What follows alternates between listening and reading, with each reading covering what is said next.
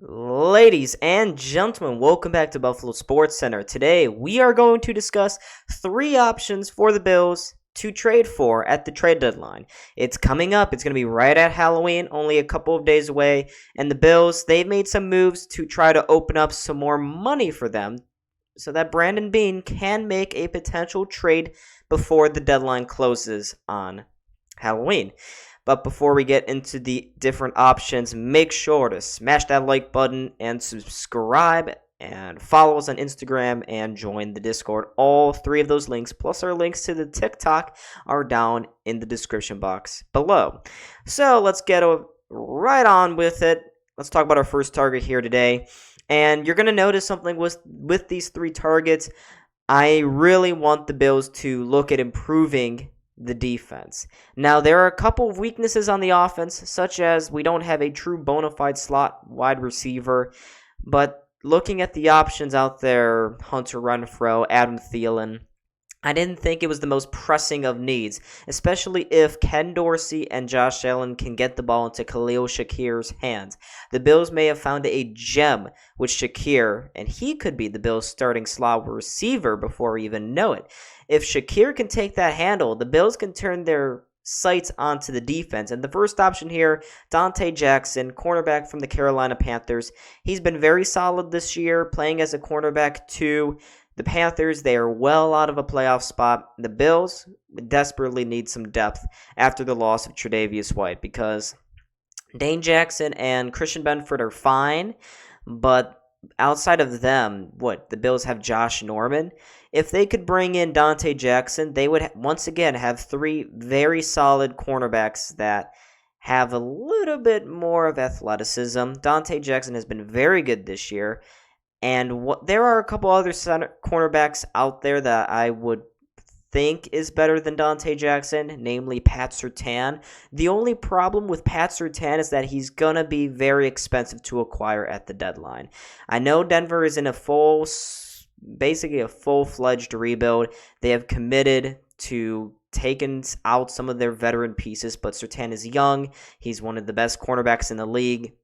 It's going to be very difficult for the Bills to be able to pry him away from Denver, despite Denver being terrible. Dante Jackson, a little more feasible. He's from Sean McDermott's old stomping grounds down in Carolina. I think this would be a great fit for the Bills.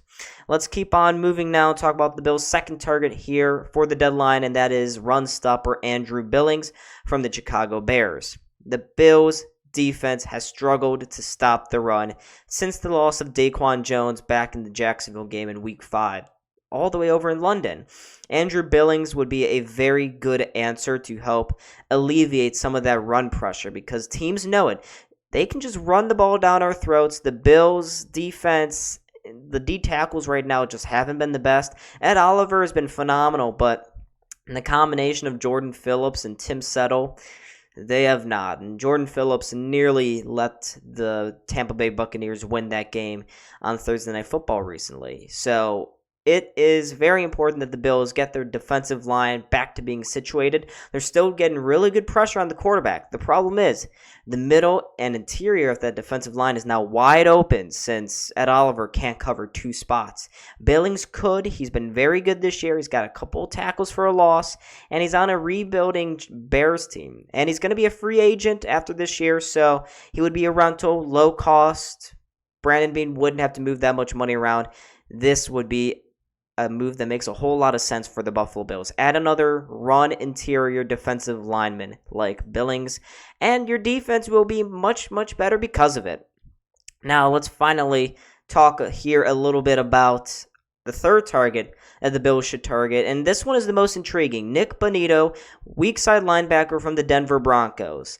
I mentioned already in this video how the Denver Broncos, they are rebuilding. This season has not gone well for them again. And while I said Pat Surtain is going to be very difficult to get him away from Denver, Nick Bonito, not quite as much. He's had a breakout season this year, having 5.5 sacks, 16 solo tackles, a forced fumble. He would be a natural replacement for Matt Milano at that weak linebacker position.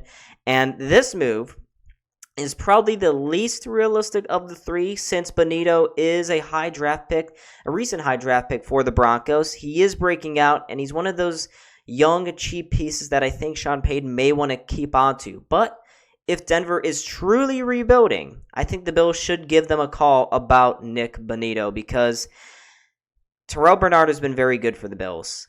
But I don't really know what the other answer is at the other linebacking position. Tyrell Dodson, I don't trust him down the stretch. I do not trust a Tyrell Dodson starter in the playoffs if the Bills do make it there. Nick Bonito, not quite as proven as Terrell Bernard has this year, but he is breaking out. It would be wise for the Bills to get another young guy, and then eventually, if Matt Milano comes back, who knows if he'll be the same.